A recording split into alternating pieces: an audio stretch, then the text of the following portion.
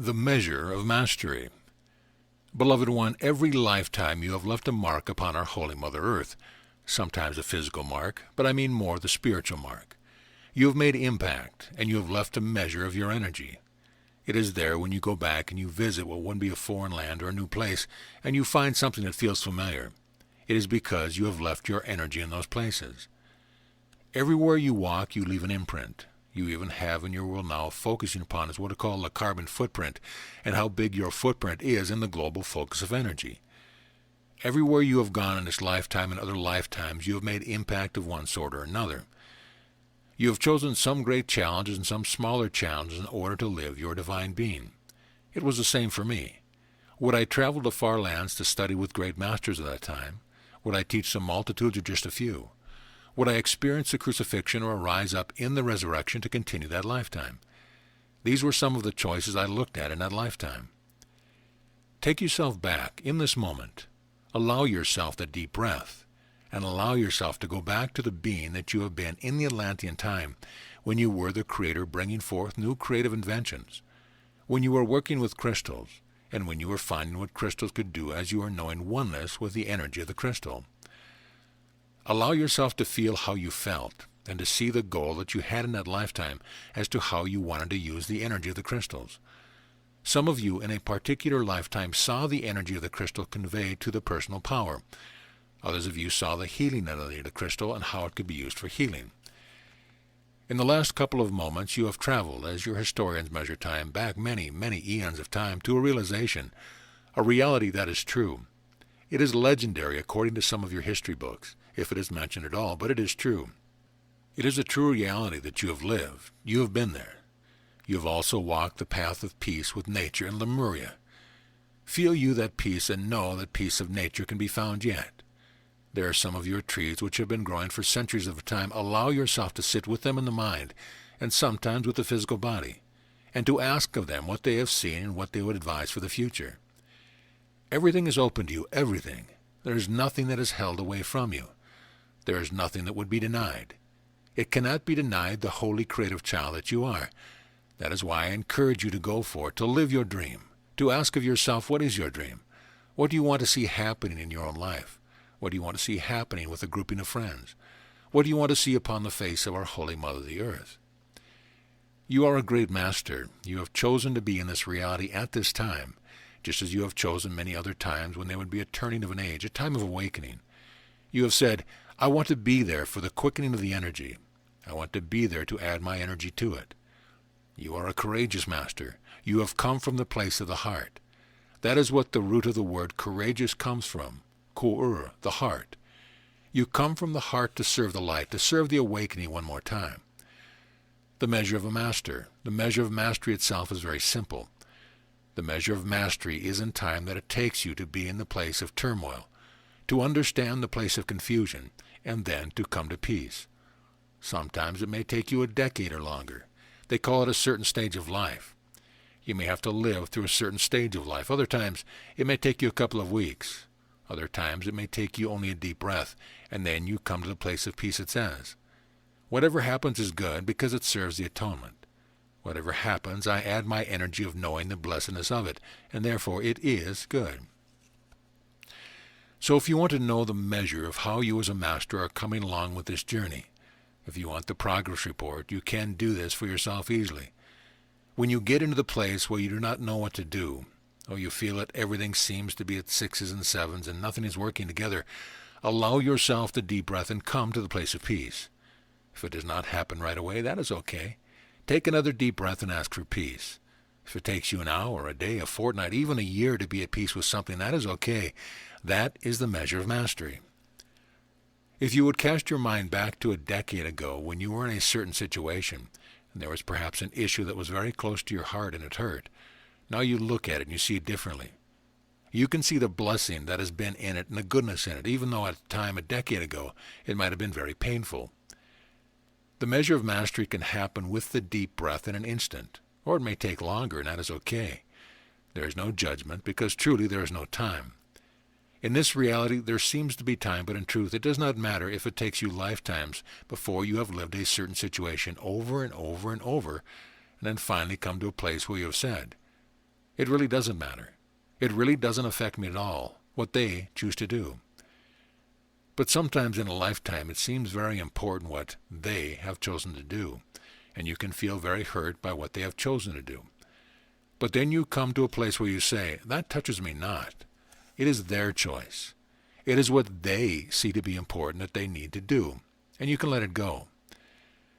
The measure of a master can be measured by how long or short a time it takes you to come to that place of peace. It can be done, as I said, with a deep breath. It can be done with a candle. If you are wanting to work with something tangible, light a candle and look into the flame. The energy of the candle, and know yourself to be the light, for truly you are the one creating the light of the candle. In truth, that candle does not exist except as you have brought it forth in your consciousness. Now, the world does not say that to you. The world says that if you touch the flame, you are going to feel it. But that is the teaching of the world, and you can go beyond that.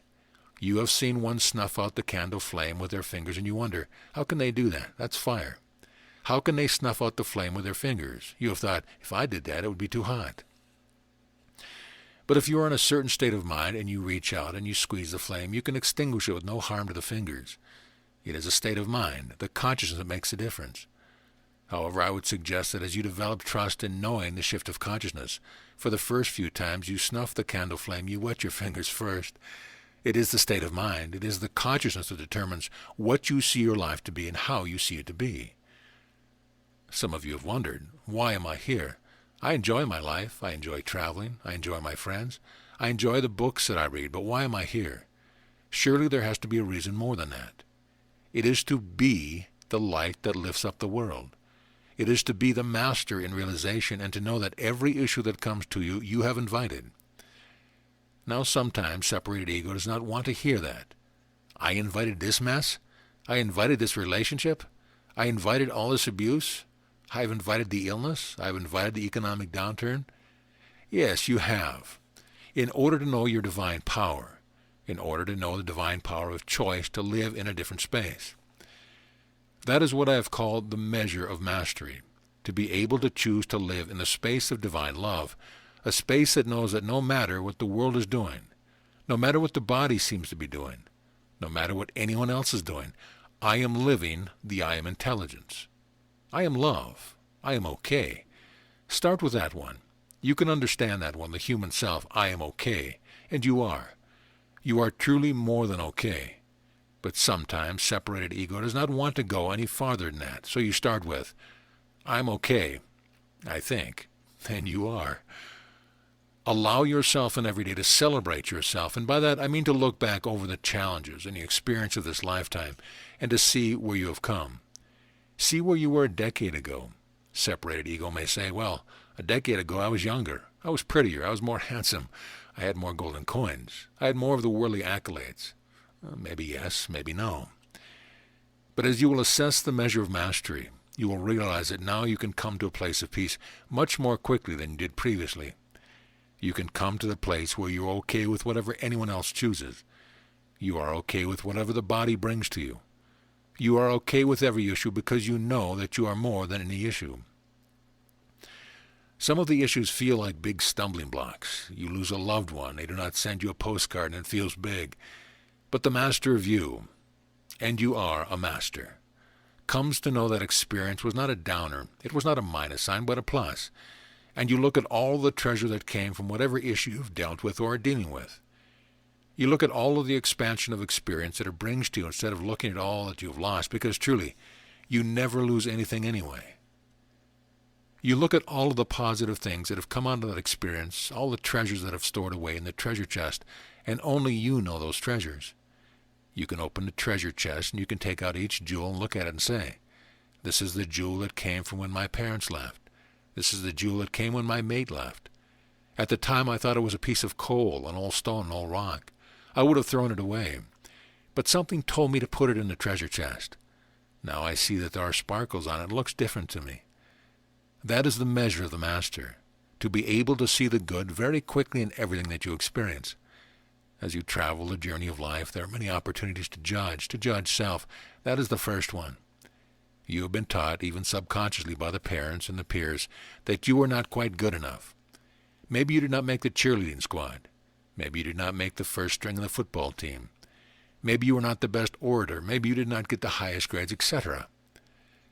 The peers would tell you whether you were good enough or not good enough, and the parents, even the most well-meaning parents, would encourage you to do better. And you thought, well, if they are saying that I should do better, that means that I'm not there yet.